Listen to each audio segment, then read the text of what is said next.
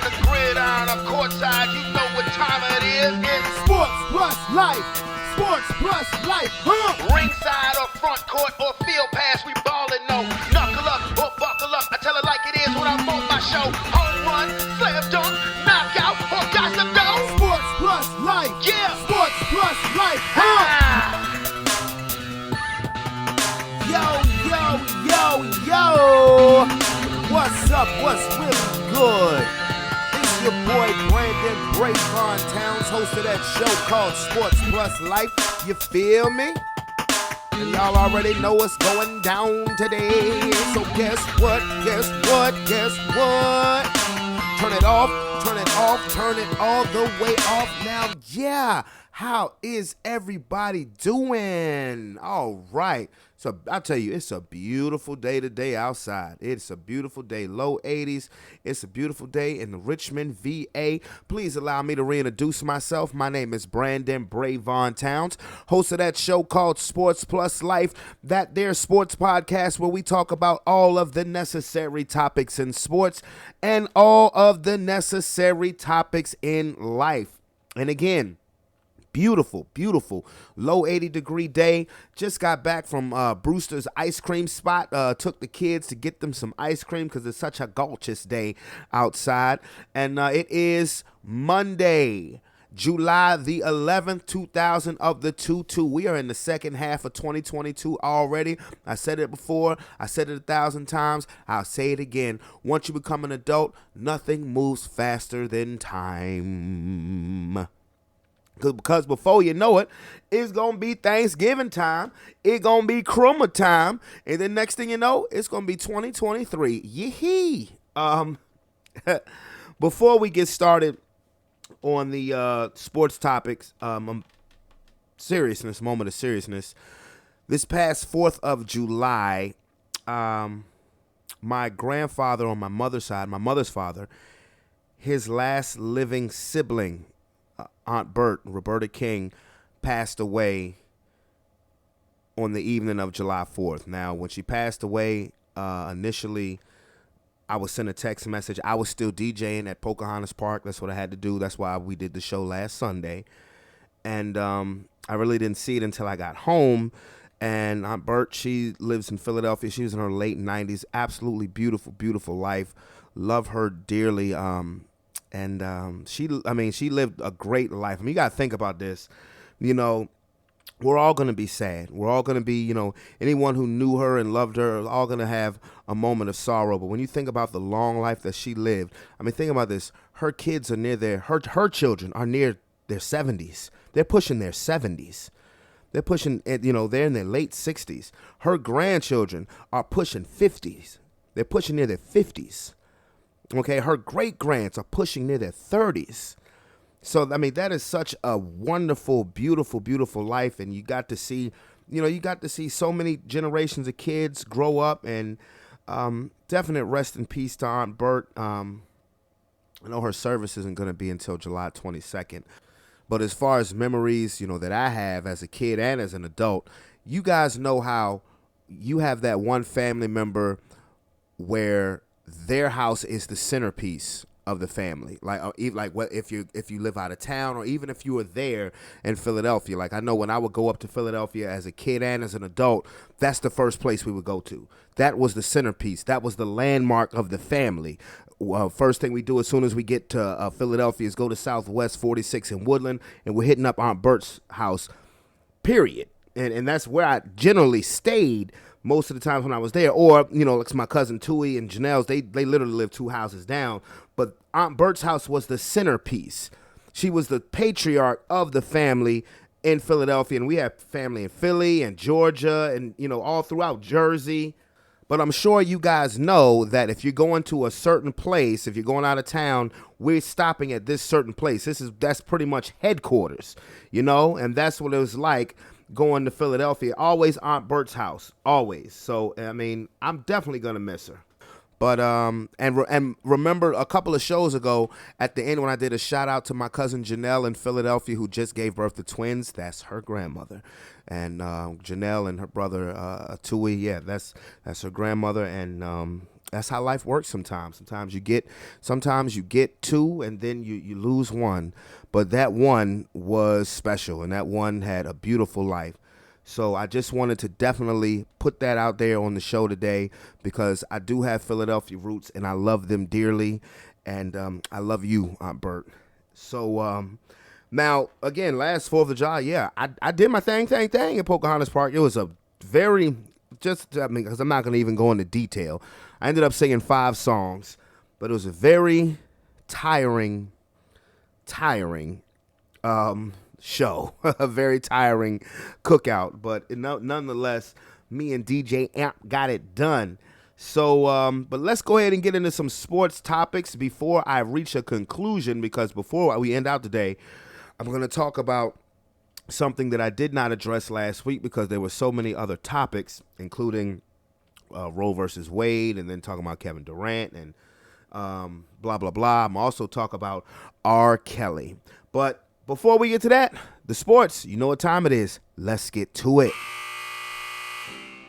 Here we go. The Baker Mayfield Cleveland Browns saga and drama has apparently come to an end. Or has it? Last week, the quarterback was traded to the Carolina Panthers for a 5th-round draft pick. Now, we had been hearing about this off and on really for the last couple of months. Was it going to be Carolina, or was it going to be Seattle? You know, at first people thought Indy, but then Indy went and got Matt Ryan. And then it was, will they even trade Baker? Because will Deshaun Watson even be available? And to be honest with you, it's looking like he's not going to be suspended for the entirety of this next season coming up. Wonder how that's going to go over with Joe Public. But Baker Mayfield is a Carolina Panther, and he is now in competition for the starting quarterback job with fellow top 3 2018 draft choice Sam Darnold, who the Panthers traded for last year, getting him from the New York Jets. Now, I did a YouTube live, then subsequently accidentally deleted it, but the other day when this happened, because I had a simple question, or a simple answer rather, or a simple opinion. Excuse me, look at me, I'm all over the place. I had a simple opinion about the success that Baker Mayfield could potentially have, because according to ESPN, Carolina's the 32nd best destination place for a quarterback to go. You know what that is? It's dead last in the NFL, because they don't have a great O-line.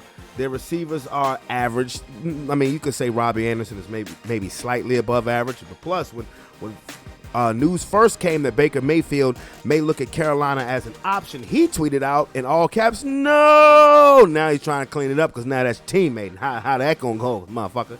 But anyway, I said this last week. I'm gonna say it today on the podcast. I think Baker Mayfield's success is gonna hinge upon the running of Christian McCaffrey as well as Chuba Hubbard. Remember, Sam Darnold got off to a very good start last year when C-Mac was in the backfield with him before C-Mac got hurt. Once he got hurt, it all went to hell for the Carolina Panthers.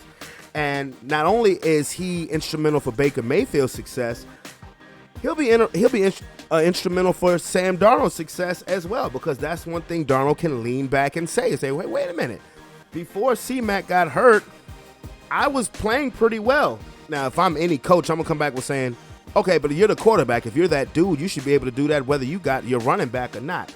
The reason why I say that is because when Baker Mayfield was at his best with the Cleveland Browns, they was toting that rock with Nick Chubb and Kareem Hunt. Now, Christian McCaffrey's all world, but is he used up now? Is he now officially injury prone because of his usage rate? His usage rate has been so high since he came into the NFL, and he's only been in the league since 2017 now. But you know, they like to dig an early grave for a running back. So is Christian McCaffrey now injury prone because of all the workload that he's had to carry over the past couple of years with the Carolina Panthers? Chuba Hubbard, a very good running back. I think Chuba Hubbard is worthy of being a starter. This will be his second season, so you're going to have to depend on that, but you're also going to have to depend on a patchwork offensive line. You don't know how that's going to work. Now, Sam Darnold is, to me, the more mobile quarterback by far, but Baker Mayfield, I mean, look, if you ask me who would I take, Baker Mayfield or Sam Darnold, I'm going to take Baker Mayfield. I have seen with my own two eyes Baker Mayfield lead a team to the playoffs and get a playoff victory.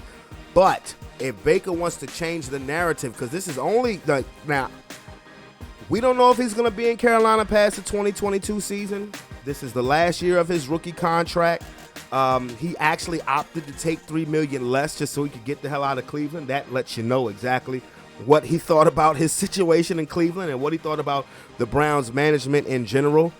Like I said last week, if it were me, I would have just sucked it up, put on my big boy pants and said, all right, we don't know how long Deshaun is going to be suspended, but if he is suspended X amount of games, I'll be there to do my job and be a professional. But clearly, that's not what athletes do nowadays. When athletes get in their feelings, they let it be known that they are in their feelings. And so thus, Baker is now in Carolina. And I hear these people,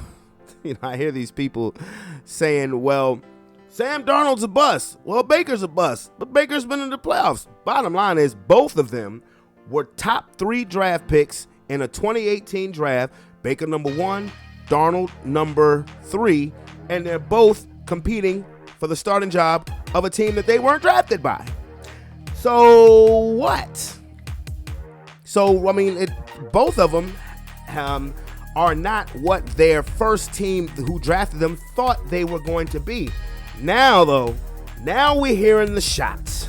Shots have been fired by Baker Mayfield, and shots have been fired back by the Cleveland Browns. I mean, Baker's been in his feelings ever since the notion of them trying to get Deshaun Watson. And like I said before, I can understand Baker Mayfield being in his feelings because you played injured through the majority of last season. You got your body all broke to hell because you thought the Cleveland Browns were going to take care of you on the back end, which they did not. And not only did they go out and get another quarterback, they got another quarterback with serious legal problems and gave him the biggest guaranteed contract in the history of the NFL. Smack in the face of Baker Mayfield. So I get it, you feeling some type of way, but again, you have to remain professional, dog. But be that as it may, he ain't in Cleveland no more. But again, the pop shots keep on coming. Baker keeps talking stuff about the Cleveland organization. Cleveland comes back and says how childish Baker Mayfield was and how divisive he was in the locker room, how he had beef with Odell Beckham. Odell Beckham recovering from a torn ACL, but he recovering with a ring on that thing. Because he's like, well, yeah, we were beefing, but guess what? I got me a ring. Bye-bye. Bye, bitch.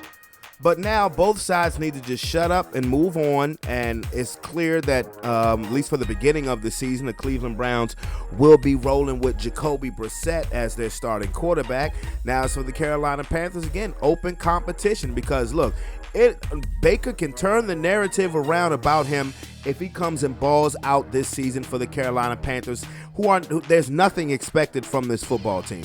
I think if Baker Mayfield...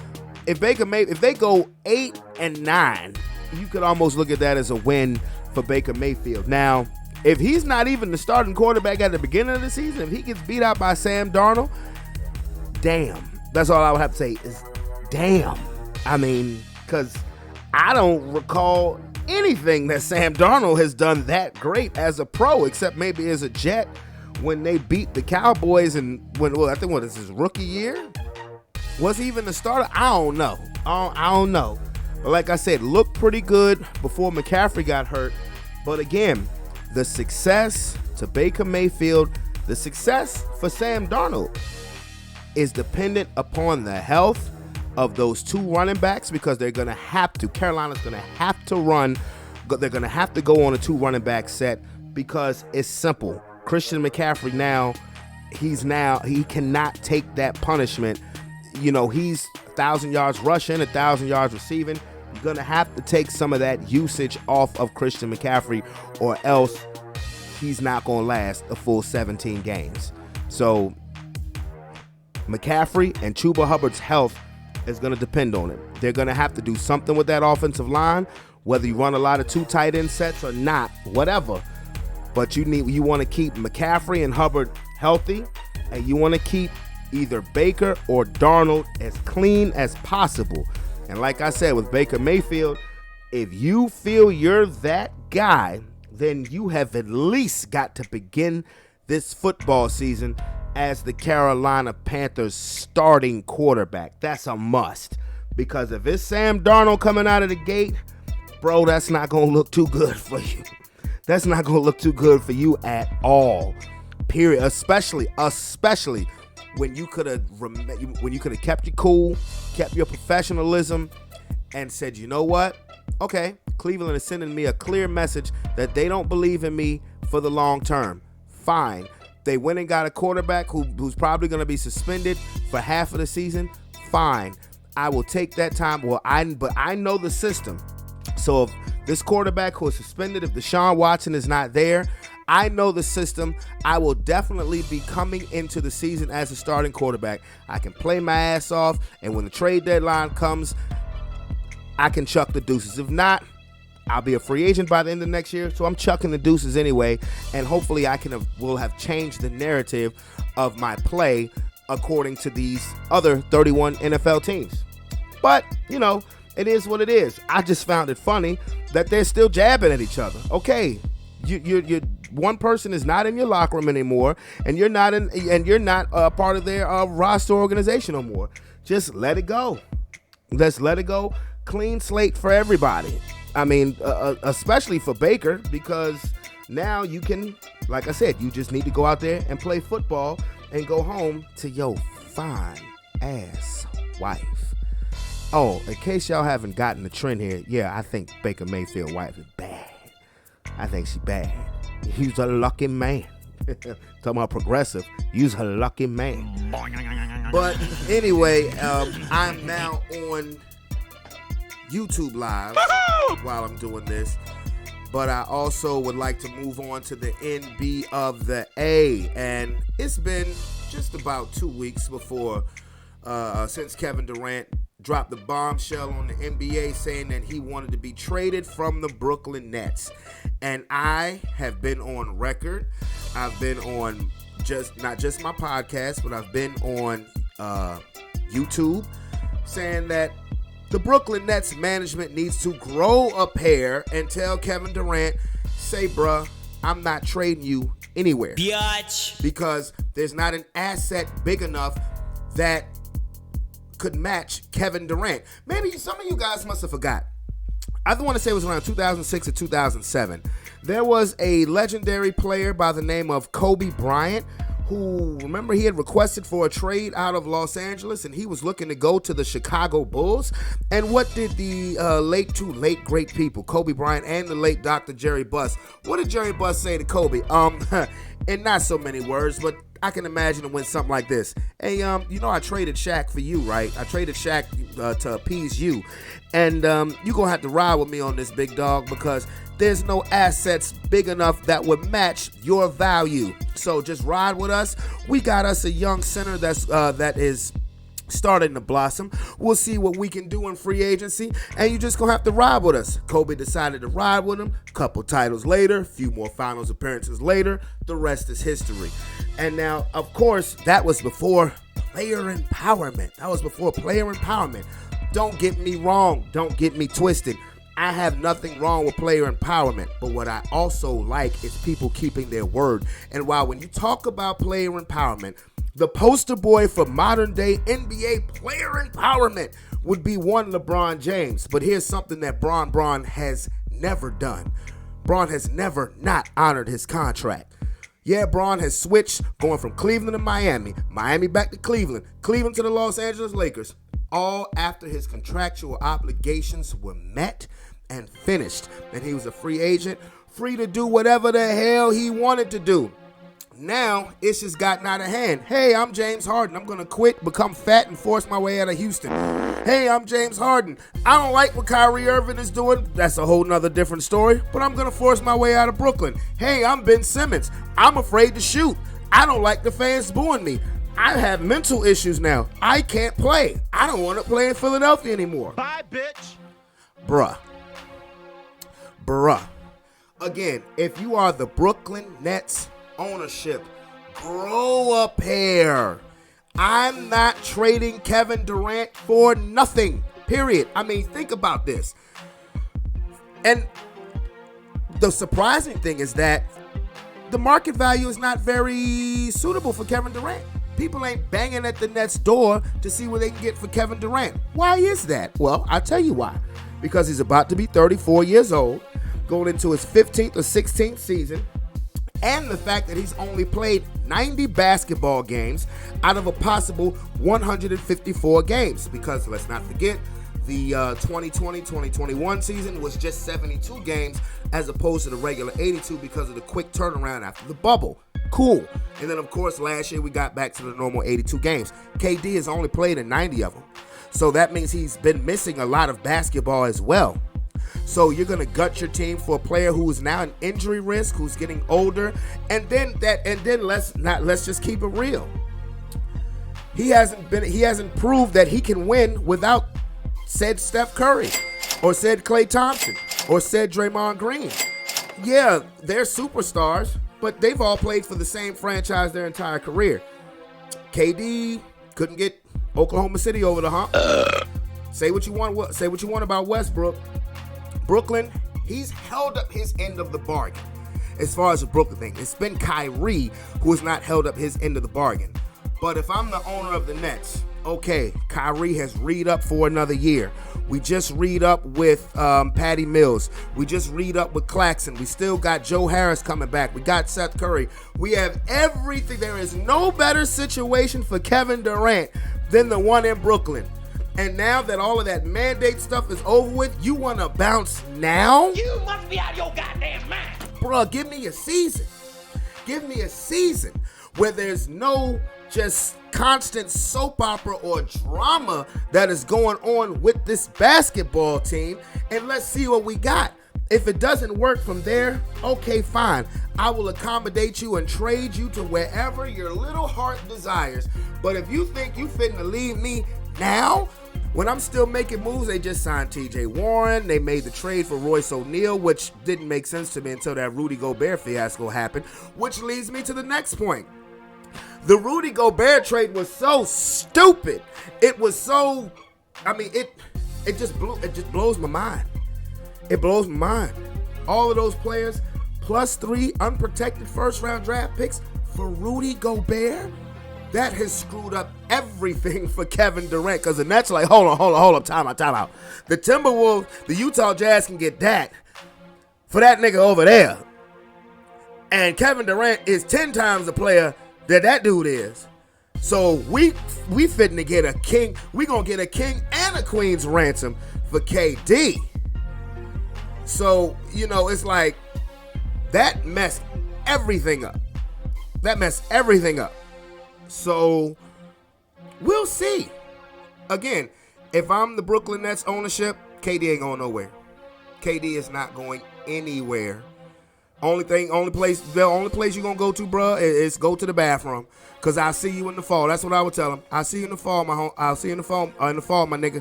I'll see you in the fall. Get off the phone with Phoenix. Get off the phone with Miami. Get off the phone with Golden State. I don't believe them. If Kevin Durant went back to Golden State, he would only be enhancing Steph Curry's legacy because he would do nothing for his own legacy. Matter of fact, you think he took hits for joining them as a free agent? If he got traded back to Golden State after Golden State just won the title, bruh. Just stay in Brooklyn, KD. Just stay in Brooklyn. Real talk. Ain't nothing else out, bruh. Just stay in Brooklyn. You have a full stack roster. You got Kyrie for another season, and there's rumors that they've been squabbling or beefing or whatever. I don't care. He just said, hey, I just want to hoop, right? We'll go hoop.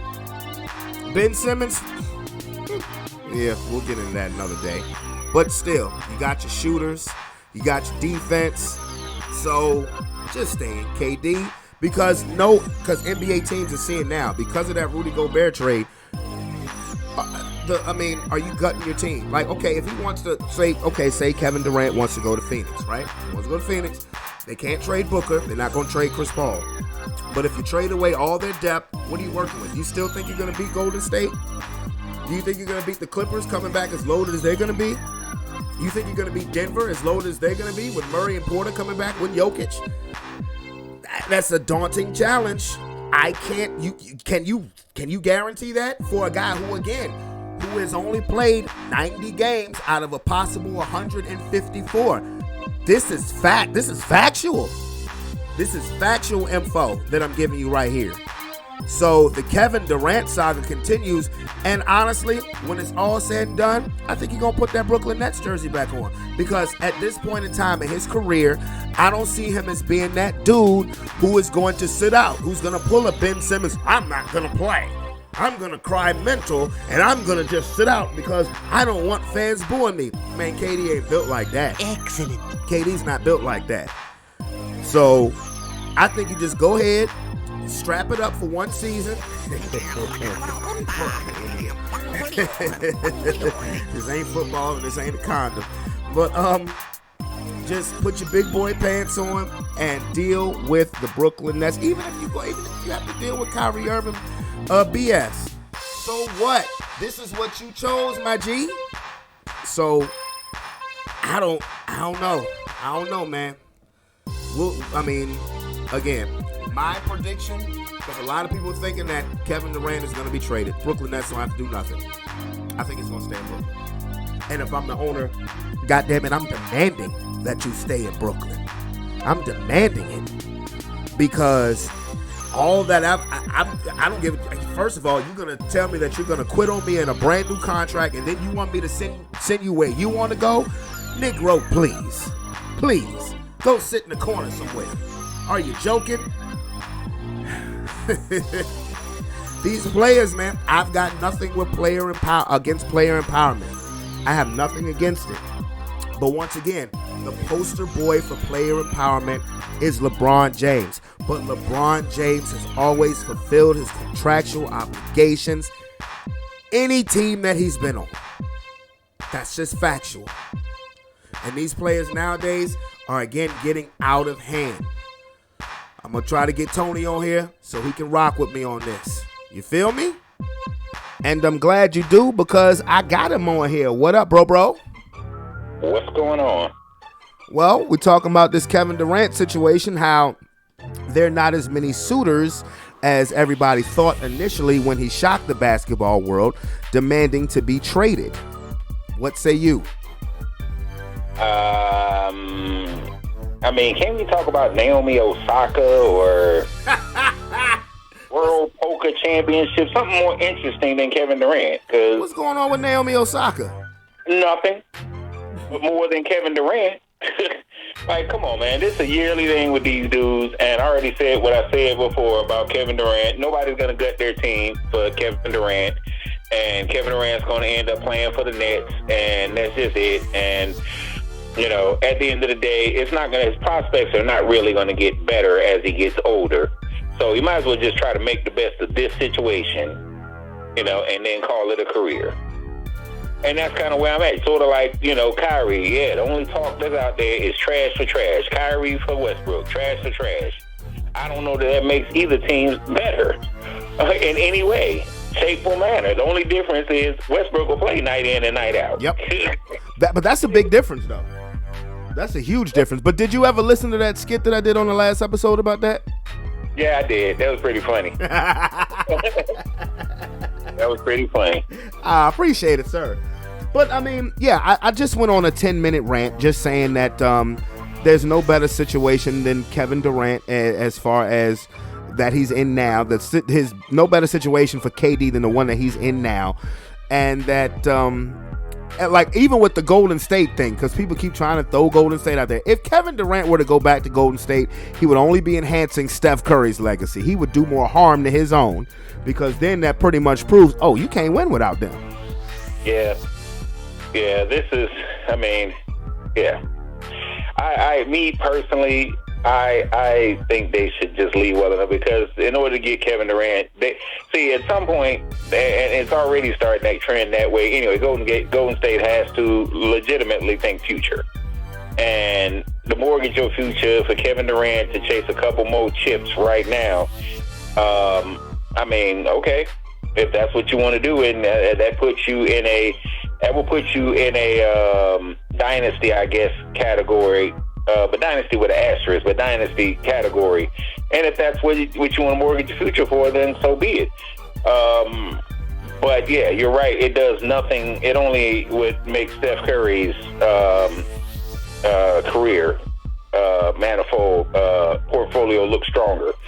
Whereas his would look significantly weak. It's already looking weak, and it would just look weaker and weaker and weaker. The only thing I would say is that, and Steph Curry gave the perfect answer yesterday when they asked him about it. But the only thing I would say, and this would be in regards to Steph Curry, the only reason why if you're Steph Curry, why you kind of sideways want Kevin Durant is because, one, you would vault to being the title favorite, and two, for Curry personally, he's now tied with LeBron James with 4 chips.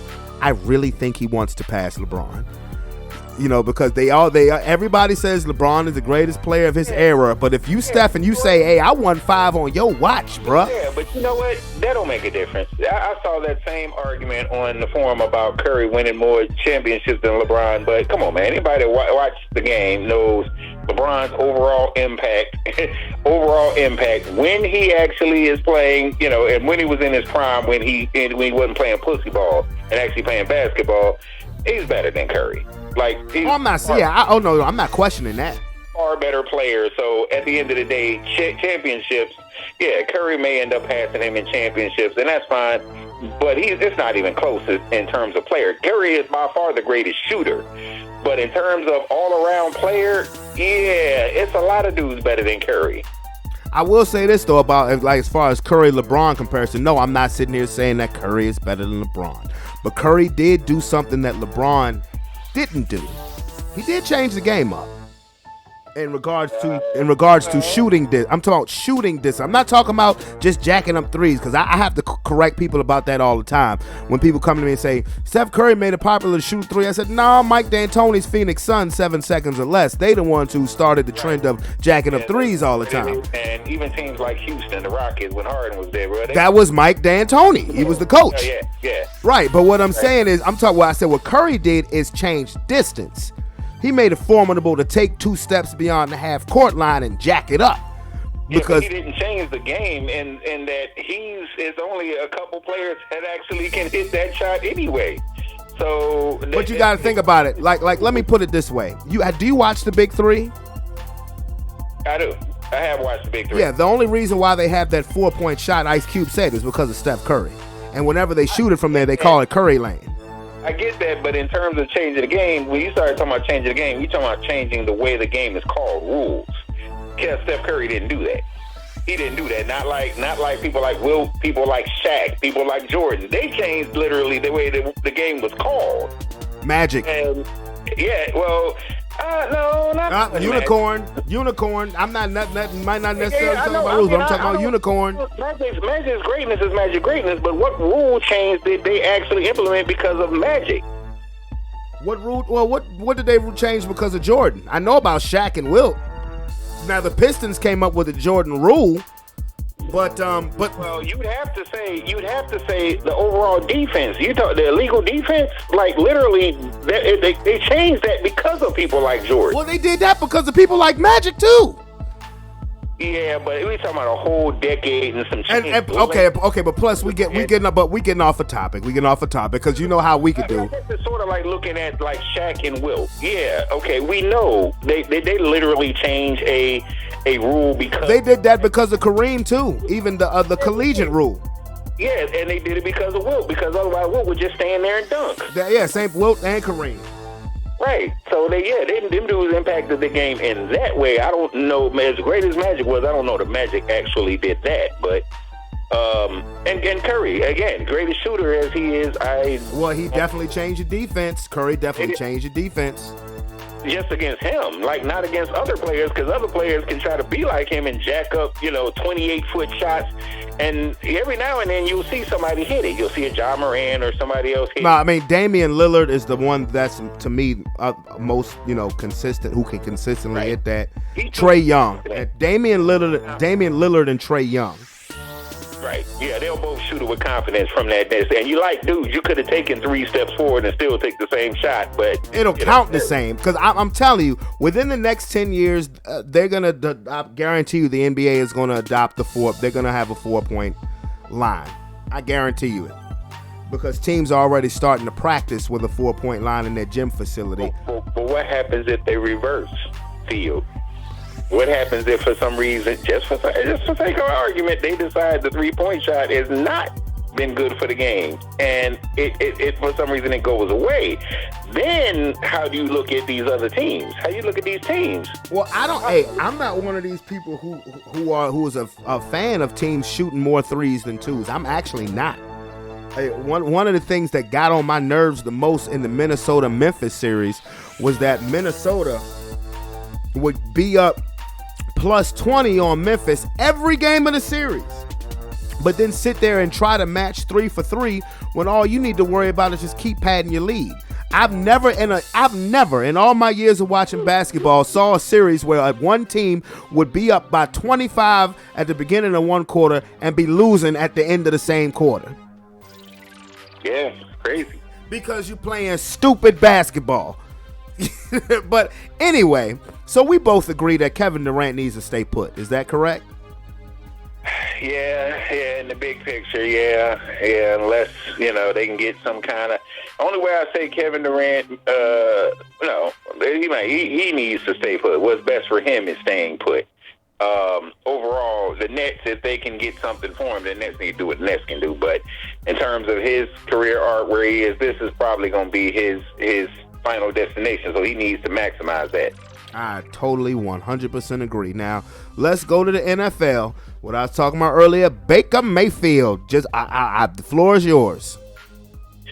I'm happy for Baker. I mean, Sam Darnold is not a threat to him in terms of talent, and Baker has an opportunity that is strange to me that the Browns would do that. But after saying they weren't going to trade him, but I'm glad they reversed field. In the big picture, he's not your future.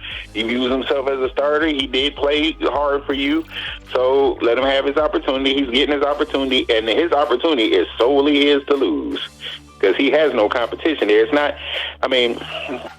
The Carolina Panthers have pieces. They're not a legitimate, playoff threat, but they have pieces that he can work with. And he can hit the reset button. Okay, so let me ask you something. What if Carolina goes into the season with Darnold as their cornerback?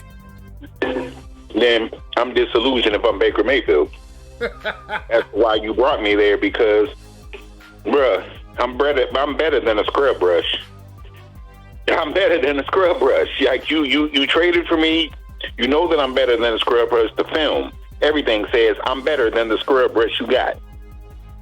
If you don't give me a legitimate chance to compete for that starting job, I'm wondering why wouldn't I have just stayed in Cleveland? No, I'm not saying that they wouldn't give him a legitimate chance. I'm just saying, what if he gets out? Because this is what I said. What if he gets outplayed by Darnold? Right. Then it's his fault. Literally, if he gets outplayed by Darnold and Darnold is the starting quarterback, you got a whole offseason to prepare. Like, you got OTAs, you got everything. And that's the good thing about him being traded when he was traded, is that you'll still be there for a full training camp. Maybe not, because OTAs in a lot of places have already started, but you'll still be there for a full training camp so you can learn the playbook. And I was just like, to me, the success of Baker Mayfield and Sam Darnold, to me, it depends on Christian McCaffrey and Chuba Hubbard to a lesser degree. But has Christian McCaffrey become injury prone because of the usage rate? You know what else it depends on? Mm-hmm. It depends on how healthy Baker Mayfield is. Oh, from the surgery. Healthy, 100% healthy, and everything. Everything. Is he 100% healthy? If he's 100% healthy, there's no reason why he shouldn't beat out Darnold. Even though Darnold has familiarity with the offense, come on, man. If you watch the film and get in that playbook, you should be able to grasp enough where you should be able to overtake Sam Darnold. If you can't, then you don't deserve it. And maybe by week 5, when Sam Darnold is 0-5, you'll go ahead and get a start. Not 0-5. Damn. I remember Carolina was 3-0 before C-Mac got hurt. I understand all that. I'm just saying. But I mean, if he wants it, he got to go and get it. And I mean, nothing about Sam Darnold says should strike fear in him in terms of competition. You see the pettiness that's still going on between Baker and the Cleveland Browns? I do. And for real, I mean, it was always going to be ugly. It was always going to be ugly on some level. And both of them made it ugly because Baker took it to social media and the Browns responded. Hey, that's what I'm tripping about. You as organization responding to social media mess? Yeah, I know, that's right? Petty. Ain't that a trip? That's basically like Cleveland. The Cavaliers owner was doing with LeBron. Remember? Oh, yeah. Oh, when he first left? Oh, yeah. Yeah, dude. You're a multi-millionaire. Billionaire. And what do you have to go back and forth with LeBron? LeBron is a basketball player who does not even come close to your net worth. Let that dude just be. Let him go ahead and do it, and you do what you do what's best for your franchise. And that's how I feel about the Browns. You shouldn't even respond it. You know what I mean? Well, maybe it's a Cleveland thing. The high road. You heard me? Maybe it's a Cleveland thing. Cleveland Cavaliers, Cleveland Browns. Who knows? Hey. Maybe so. I mean, maybe. I mean, because that's something they have in common. But, yeah, they said Baker was childish. And, I mean, all stuff that pretty much everybody knew because everybody saw it. Because, I mean, that's the first thing I thought when he sent out that letter to Cleveland. I was like, man. I was like, damn. Is he in his feelings? But the end result is he's not a part of y'all are not a part of either's organization anymore. So just move on. I mean, it's no sense for the jabs at each other. There's no sense because he's not a member of the Cleveland Browns, and if you're the Cleveland Browns organization, you've completely moved on. Baker took $3 million less to get the hell up out of there. Right. So just be done with it. Baker's train of thought should strictly be on how to beat Sam Darnold in a quarterback competition. Yeah, that's how I feel about it. And trying to reverse the narrative because he will be a free agent after this season. Yeah.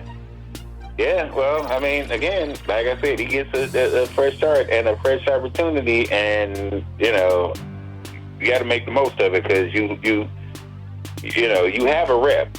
Yeah, I mean, you have a rep. Regardless of the pettiness of the Cleveland organization responding on social media, you got a slight rep now, and you got an opportunity to change it. Definitely. As far as the NBA goes, I'm not even going to get into that whole situation that everybody's tried to make a big deal out of with Russell Westbrook and LeBron James being at the Summer League game and I guess not speaking, whatever. I could care less. But I meant to say this before I switched to football. When we were talking about KD and Golden State, I don't put much stock in the Summer League, but I've been watching James Wiseman, and I'm not letting that dude go. I don't know if you have. I'm not, because you remember he missed all of last season with an injury. And you know what? In the big picture, it's Summer League. The thing is, hoarding talent is only relative to them dudes actually displaying their talent. Once they display their talent on the NBA level, you're not gonna be able to hoard that talent too much longer because they're gonna want money, actual money. Oh yeah. So decisions. Jordan Poole is going to be the next thing, and he's going to want, money. Hey, if you Golden State, just ride the train. Just keep riding the train because you're still in the midst of a dynasty. But it's something that I wanted to talk about that I didn't talk about last week because we were talking about everything else. We were talking about KD and Kyrie, and we talked about Roe versus Wade. Now, you're from Chicago. I know you're very familiar with this, and I think you know where I'm going. R. Kelly. What about him getting engaged? Engaged? Yeah, R. Kelly's engaged. See, now you dropping news on me. I was more or less talking about his sentence. Oh, I thought you were talking about the fine Redbone joint that Jocelyn Savage, one of the girls. Wait a minute, won't this chick on the documentary? Yeah, I think Jocelyn Savage. I think she was on the documentary. It was the two that was staying in his apartment. Yeah, and the brown skin one, and then the light thick red. They got into a fight. Yeah, the Redbone one is the one that he is engaged to him. It's all over the thing today. I see. Yeah. Well, okay. Well. Wow. I didn't know. Wow. Well, damn. Okay. Conjugal visits. E-Valley. Huh? Never mind. Go ahead. No, what did you say? I said P-Valley up in the joint. Oh, yeah. So, what did you think of the sentencing? Well, I have a myriad of opinions about his sentence. I believe his sentence should be shared by a bunch of people. So there's that. I also view that people have killed people and got less time. I also believe that if he was the other persuasion, that 25 would be more like 5 to 10. If he was a complexion for the connection? Yep. Gotcha. That's my opinion on it. I'm probably not the best, and I don't even like R. Kelly, but I'm probably not the best person to ask on that because I believe right is right, wrong is wrong, and there's a whole either he's hella guilty or there's a whole lot of co-conspirators. And if you're not going to prosecute the co-conspirators with zeal, stop acting like you're doing this with zeal. You're not. And the other thing with all these young girls, man, and I'm not talking about just the underage. I'm talking about the ones that are 18 to 22 to 24. I'm like so sick of claiming victim when shit don't go your way, or when the money dry up, or whatever. Because there's literally nobody here that believes R. Kelly abducted anybody's daughter, jumped out the bushes with a raccoon mask, played a flute, and they followed him home. What the fuck? Pied Piper shit. Nobody believes none of that stuff. People were serving up their daughter, and their daughters were serving up that ass to R. Kelly. They took his car. They knew what R. Kelly was about. If they didn't know from Aaliyah, they watched Boondocks. You know, they people knew what R. Kelly was about. But to get that contract, to get my daughter into the limelight, this is what I'm willing to do. And it's embarrassing to say this, but I'm gonna say it. And you know, black people, you don't want the truth about black people cover your ears. Man, everybody knows somebody mama, some girl and her mama that act more like sisters than they act like mother-daughter. And her mama is imbued her daughter with that girl. You better get that bag. I don't care what you got to do. You better get that bag. It's R. Kelly. You better get that bag. She is literally endorsing her daughter's behavior, saying, go do what you got to do to get that money. And that is exactly what R. Kelly had in his orbit. That's what he welcomed into his orbit. That's what he put out there. Come on, get this bag. Come on, I will do this for your career if you do this for me. Now, right, wrong, or indifferent, who's wrong? A parent doing that, a parent endorsing that. Everybody is wrong. Everybody. Yeah. Everybody, including the young lady. Because they know what they're doing. They're at an age, they know what they're doing. Yes, they're a minor, but they know what the hell they're doing. They know what they're doing. Yeah, they do. Some of them parents didn't know their daughter. I don't know how they didn't know their daughter, but these chicks is creeping, skipping school, shooting out to meet R. Kelly. You understand? Now, the story that they'll put to it is, I was gullible. But if you listen to them talk, like on things like Surviving R. Kelly, they sounded more like jilted girlfriends. They didn't sound like victims. Me and Rob, we met in January, and I was, and this, that, and the other. And then Rob asked me if I had any girlfriends, and I brought my girlfriend over, and I went to go to the bathroom, and I came back out, and Rob had my girlfriend bent over the couch. And they sounded like jilted girlfriends, and I'm like, really? Why? Because the money is drying up? Because he's not interested in you no more? Because he's not right. R. Kelly is not right. That's not what I'm saying at all. But I'm saying it's a whole lot of wrong that he's the only person getting a sentence like that. And that was he definitely had a team of enablers around him. So if you're going to do that, then guess what? You need to charge them parents. Charge them parents. You can't charge the girls. I mean, there should be something that you could, but there's not. You can't charge them with anything, and so, they just have to live with what what their rep is and what they did. But you can charge them parents who are co-signing what they were doing. Either in some cases influencing what they were doing, encouraging them, but in some cases just literally turning a blind eye when they knew their daughter was getting the business with R. Kelly. But they said, as long as he keep running that money in, baby, go do what you do. Yeah, I said this. I talked about this topic frequently when the docuseries first came on, and this was about 3 years ago. That, for one, first of all, what R. Kelly did was wrong. First of all, doing that with underage girls. So the jail time that he's already served, he deserves it. Now, I think the 30-year sentence was a stretch, because this is the thing that got me. Racketeering? I didn't know it was an enterprise that was going on. I just thought it was underage, having sex with underage girls. I didn't, racketeering to me I think about what that lady Maxwell just got charged with. When I think about racketeering, right? Yeah, but I think that a lot of parents pimp their kids out, and it's a damn shame, because I think they should be held culpable. I think that they should have some type of a punishment too, because like you said, these parents knew what the hell was going on, and they, to them it was a financial gain. Like I said, I am in no way justifying what R. Kelly did, because that's gross. You in your late 40s and you doing it with a 14 or 15-year-old, that's gross. But ain't no buts. These parents though, who want to act like that they didn't know. Oh my gosh, I was so shocked. You full of shit. Yeah, but I'll say this. I don't believe that all the parents. I think there were a few that actually didn't know, and they thought it was. Oh, I do believe that too. Was leaving, going to school, and then they go change clothes and go dip and see R. Kelly. Now, see, again, R. Kelly was wrong, but at the same time, the real world says it's a whole lot of young girls doing that.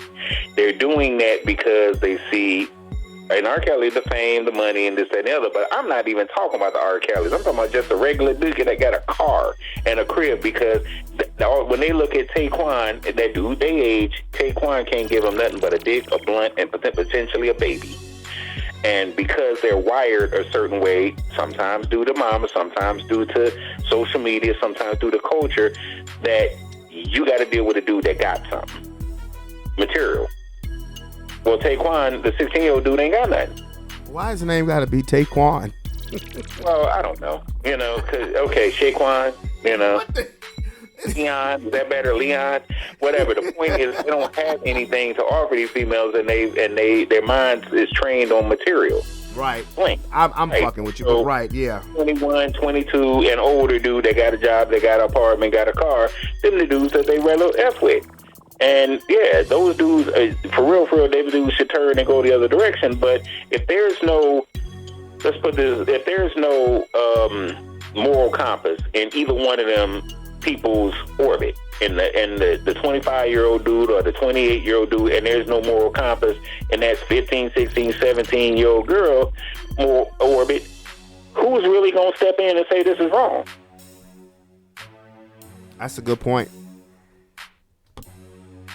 That's a good point. They're going to do what they're going to do. They're going to say, I like you, you like me, age ain't nothing but a number, let's be together. And that's how they're going to carry it. That's a good point. And then when I turn around, like I used to work at a third party for USAA and the mortgage department, and when I would, when people would call me and I would look at their profile, I'll never forget. I had one guy call me. He was 99 years old. His wife was like 45. But nobody thinks that that's gross. I mean, they're grown. Like, yeah, I know. I mean, once you are grown, it is truly your preference. It is nothing but a number. You do what you do. And if that's what makes you happy, you don't really have to explain your preference to anybody. Anna Nicole Smith, you remember her? Yeah. When she married that old man. I mean, the old man said, look, I'm old. I can't take my money with me. I want that fat thing walking around, at least brightening my day. He said it, the quiet part out loud. It was an arrangement. We can look at her and say, well, why would she do that? Well, Anna Nicole Smith like black dudes. Yep. She liked that green, too. Yeah.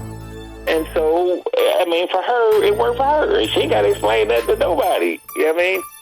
No, she didn't.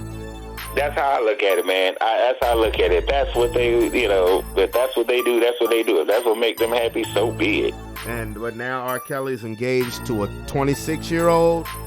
Yeah, I did not know that. Bad though, bro. She bad. I know what she looked like. I know what she looked like. Yeah, I do. I know what she looked like. I just remember her on the Surviving R. Kelly fighting another chick. But that was on the second one. Her and the other chick that was living in the house that was trying to she flipped her story and was trying to get 15 minutes of fame off it, but everybody was like, yeah, shut the hell up. Bullshit. Because I know one of them stories is where it was a mother and a father that going to supposedly rescue their daughter. But they say, we took her over to R. Kelly's because he was going to advance her music career. And this was happening like 2014, 2015. And I'm sitting here like looking at the daddy like, nigga, R. Kelly, this been R. Kelly's MO. The public has known this since 2001, since the sex tape. So you thought that your daughter was going to be so different that you're going to drop her off unsupervised to R. Kelly, and you surprised that when you went to go pick her up, the bodyguards wouldn't let you in? Are you that dumb? Yeah, well, they'll play that dumb. The bodyguards, that check wasn't in the mail. That's what it was.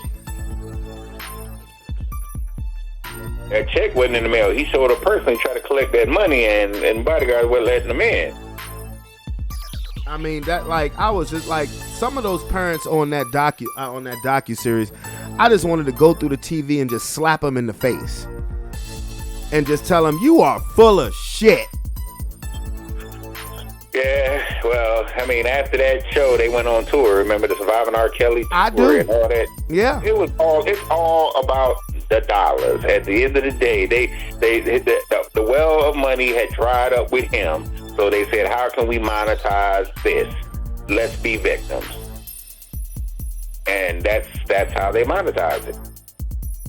By doing the criminal thing, it makes it easier. And him getting found guilty, it makes easier for you to do now the civil thing. Everybody know what this is about. It's all about the green. It ain't about you. There was a real problem in the big picture, in the grand scheme. R. Kelly is this great predator. He was not a predator when he was paying you them checks. The main writer on this story, Jim DeRogatis, he'd been writing on this R. Kelly situation since 2000. He came out and said on a podcast, Dan Le Batard podcast, my favorite podcast, he said that a lot of people failed. The music industry failed. The black community failed. Parents failed. And I was like, yeah, I can't disagree.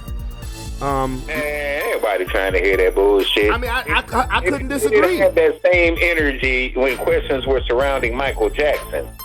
So now it would come out that later some people were lying, but there's still a lot of questions about that whole situation with Michael Jackson. But it all depends on. I say this: R. Kelly more so created his own circumstances. Because, dude, if that's what you want to do, man, why the hell are you putting it in songs? Why are you sitting here? I made it, I did it, and my mind is telling me no. Why are you singing about it? Why are you sitting here putting it in songs like they not gonna cover up your dumb ass up? Like, why? Let me ask you something. Do you still listen to R. Kelly music? I never was a fan of R. Kelly, but if I believe I can fly, and it's the video, and it's Michael Jordan, yeah, I'll sit there and listen to it. I was never a fan. But if you're asking, do I actively boycott anybody's music, R. Kelly or anybody that's everything? No. I will watch the Cosby Show. I don't give two F's about that old man-looking thing that said Bill Cosby drugged you. Man, dude, Bill Cosby ain't drugged you. You just sitting in court lying. Here come all the Me Too. Bill Cosby drugged me at the Playboy Mansion in 1968. Everybody know what the hell was going on at the Playboy Mansion in 19. He was on LSD. How the hell would you know Bill Cosby drugged you? You was a bunny, and you was there to shake your ass at the Playboy Mansion. Stop. And you were afraid that Bill Cosby was going. You were afraid of Bill Cosby. He called you and said, "I'm going to put my bunny pop so far up your ass that you tell anybody." Come on, stop it, people. It's a pile on. It's a pile on for a moment of fame. It's a pile on. And as you see, what's come out the woodwork from Bill Cosby, and guess who won one already? Lawsuits, civil. A chick from 1975 that says she was 16 in the Playboy Mansion sued Bill Cosby and won $500,000 from 1975. How would you prove Bill Cosby did anything to you in 1975? Hey, what did Bill Cosby say to him? If you tell anybody I'm going to put my pudding pop so far up your ass, nah.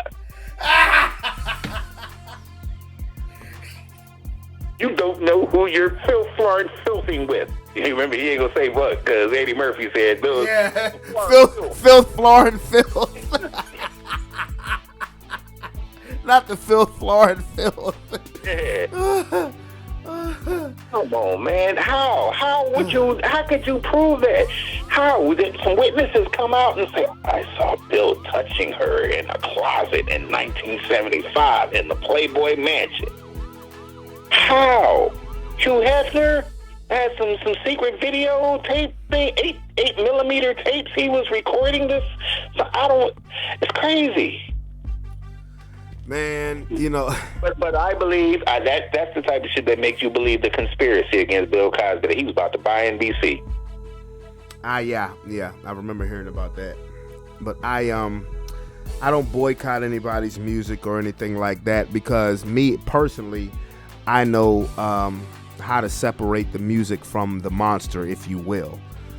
I condemn everything that R. Kelly did, and I think it's disgusting. I'm sorry. I know. Look, I'm like Snoop. What Snoop say? Snoop say, "I don't love these hoes." Look, I'm not a big fan of the Me Too thing. I'm not a big fan. I know there's a lot of actual victims, but there's a lot of actual people out here acting like victims. And because of that, it's hard to discern. So I can no longer be sympathetic. I can't be sympathetic. I gotta assume everybody lying because there's too many people that lied. And that's the messed up part about it, because there are actual victims out there who really need help. And then there are actual just gold diggers out there. And that I'm not just talking about women, because men do the same thing too, depending on the circumstance. It sucks because there are people out there who fabricate the truth so much that the people who really need it, who really need the help, who really were victims, they're not believed. That sucks. Ain't the law say you're innocent until proven guilty? That's what the law now says. Because of Me Too, all it takes is an accusation, and you got to resign from this or do that. Because of the accusation. Like, literally, that's just how it is now. And it goes, believe it or not, like, the dude we see now, is there any way really that you could fathom Mike Tyson? What happened with him back then?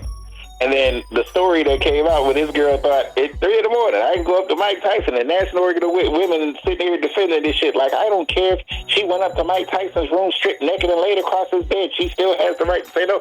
Why the fuck was you up in Mike Tyson's room naked on his bed at 3 in the morning? And that came out years later that she was lying. Right. But that's what I'm saying. That's what they were defending at the time. Yeah, I know. Yeah. That's ridiculous.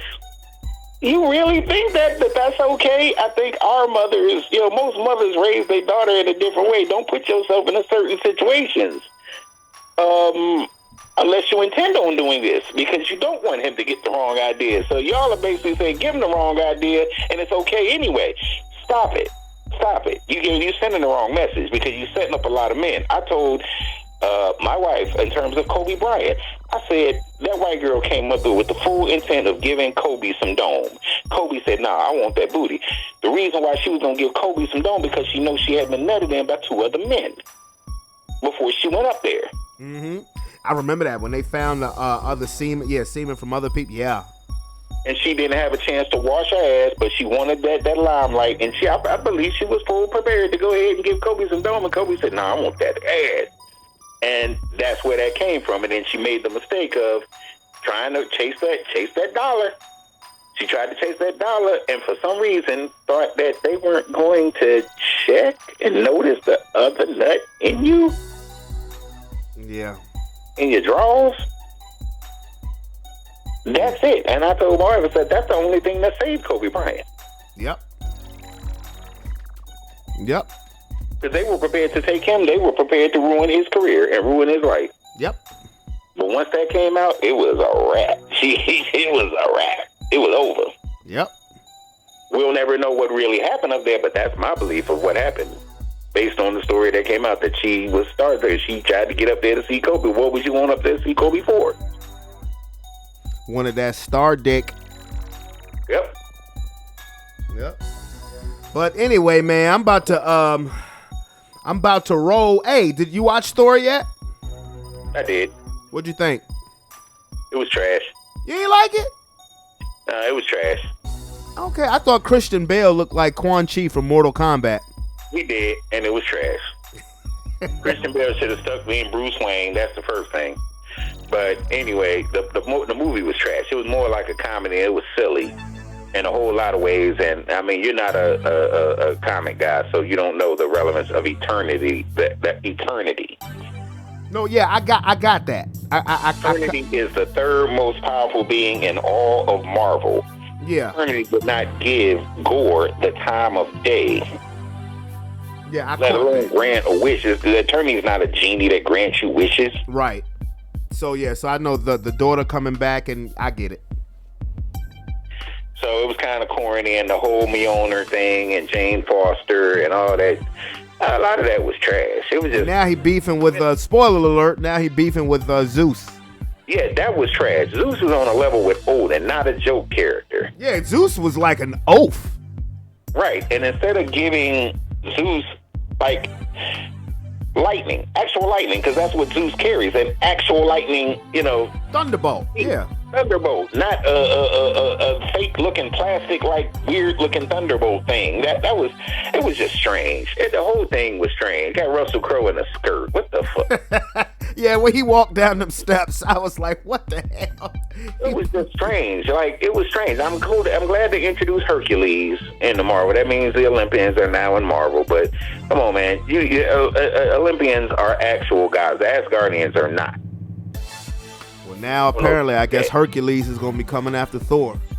Yeah, I didn't know if you knew that the Asgardians are not gods. The Olympians are gods. The Asgardians are just long-lived beings. They're not gods. But Thor, he says he's mighty.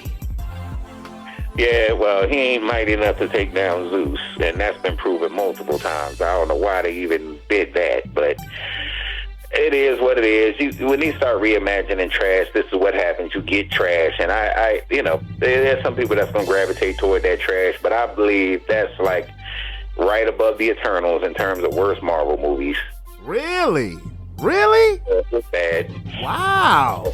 Yeah, to me it was bad because you don't understand Gore the God Butcher nor Eternity.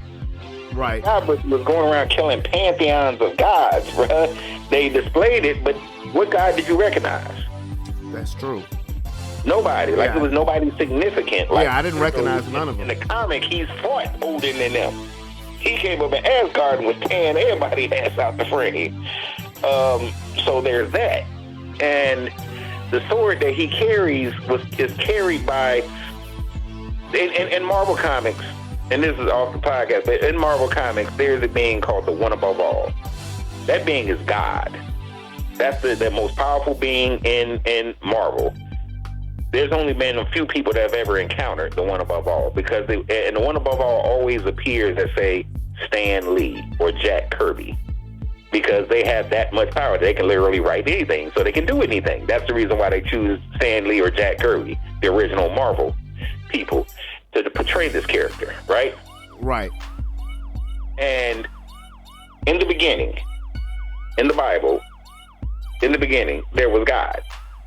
In the beginning, there was darkness, and God said, "Let there be light," right? Right. Well, in Marvel, it's the same concept. In the beginning, the one above all was there, and there was darkness.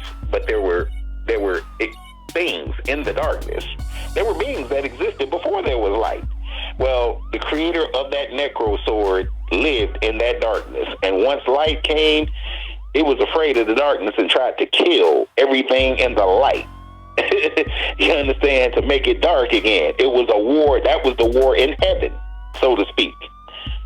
And that Necro sword, that sword is the sword that being wields. You watched it, right? Yeah.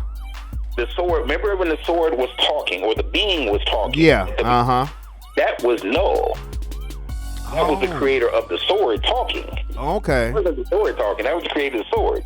Now, that being said, that sword can kill just about anything, Celestials included. The big ass things that's in the Eternals movie, it can kill them.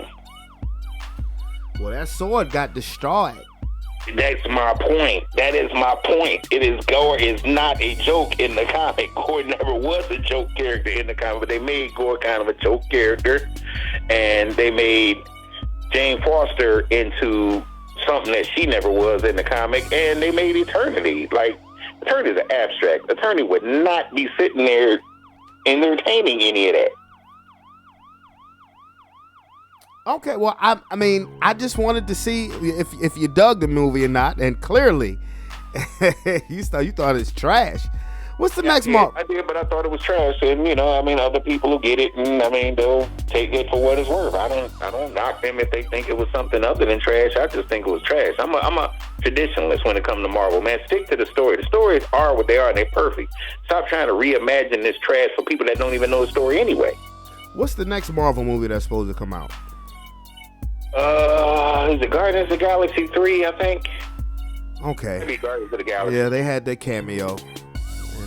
But absent that, and my son said he saw her, but I'm like, no, Gamora was not in that movie. Zoe Saldana was not in Thor in that movie. No, she wasn't. Nebula, everybody but her was in it. Right. She was the only one who was missing. They had everybody else. Sure. Nebula, the chick with the antennas. I'm not sure why she was missing. Maybe Zoe Saldana didn't sign up for it, and the storyline they maybe ran with a little bit was because Gamora in the present was dead. The only Gamora that was present was the 2014, with the 2014 version. Yeah. So maybe he had to go back to that timeline so it didn't mess up the time. I don't know, and then so maybe they'll have her in Guardians of the Galaxy 3 in some way. So that'll be how they explain her absence. But I did think it was odd that they didn't even attempt to explain her absence. Yeah. And man, I was surprised to see Dave Bautista. All the contract beefs that Dean had with Marvel.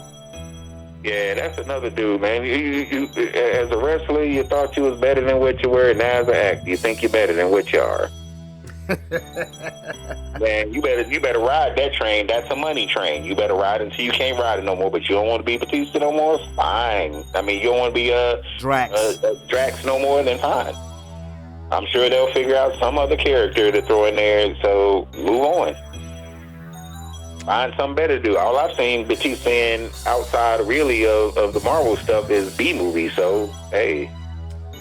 Yeah, straight to DVD escape plan movies. Same thing with Chris Evans. Chris Evans, what you doing? Trash. You don't be Captain America, but you're just out here doing trash now and becoming irrelevant. Yeah, I ain't seen Chris Evans in a minute. Yeah. You hadn't even seen no Christian Bale until now. You didn't want to be Batman no more, dude. You know how much money that dude was making as the Dark Knight? Oh, yeah. Those were the best movies to me. They were the best Batman. He get a ton more money, but no, you don't want to be Batman no more. Hugh Jackman, you don't want to be Wolverine no more, huh? Okay. Well, I know it was him. Didn't he have some kind of skin disease? So Until he went and did The Greatest Showman, and then he did that political movie, and then he did this other movie. He said he was walking away from movies because he had skin cancer, but then all these trash movies popped up with him in it. Okay, well, they starting to incorporate the X-Men into, the Marvel. So I'm gonna need. But wait a minute. But Wolverine dead though. He dead. No, he's not. See, when you introduce the multiverse. Okay, I got you. I was thinking about Logan. Okay. Yeah, when you introduce the multiverse, that created that, and then that Logan movie was actually future. That wasn't present. That was future. Okay. That was a future timeline when that kind of happened. So, yeah, and that's a whole nother bullshit story that they reimagined. Okay, I got you. Not sure why, but they did. That's not how Logan's story went, but okay. All right, well, I got you. Well, let me roll, big dog. We'll see what happens this week. That'll have us talking next week. Yep. All right, so I'm going to get at you. All right, man. All right. Man. Boy, I mean, I kind of enjoyed Thor. I did. I mean, it wasn't the best. I didn't think it was as good as the last Thor movie with the Hulk in it, but I thought it was. I mean, it was silly. It was silly, but we'll see. But with that being said, with a buzzer.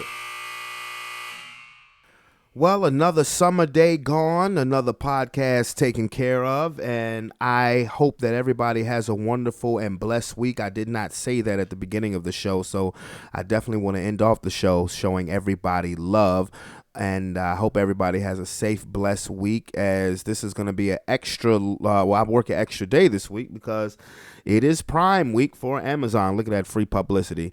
But, yes, I'd like to show everybody love, all of my people, Black and Gold fam and fam in general, as, again, my heart again goes out to Philadelphia and my Aunt Bert. But this has been another episode of Sports Plus Life. Definitely hit that subscription button and become part of the Sports Plus Life family, as well as you get all of those DJ Braveezy mixes. And I just did another one, East versus West. I appreciate everybody who supports and everybody who listens. I'll be doing another one this Friday. And again, most of these playlists, and be honest with you, they for me. Because, I play these things at work, but I'm glad people are listening. I'm glad people are enjoying, because the next one is going to be called It's My Birthday. Because my birthday is in 8 days. Hear that? But again, hit that subscription button. Become part of the Sports Plus Life family. It's your boy, Brandon Brevon Towns. I'm out this. Peace. Love you guys.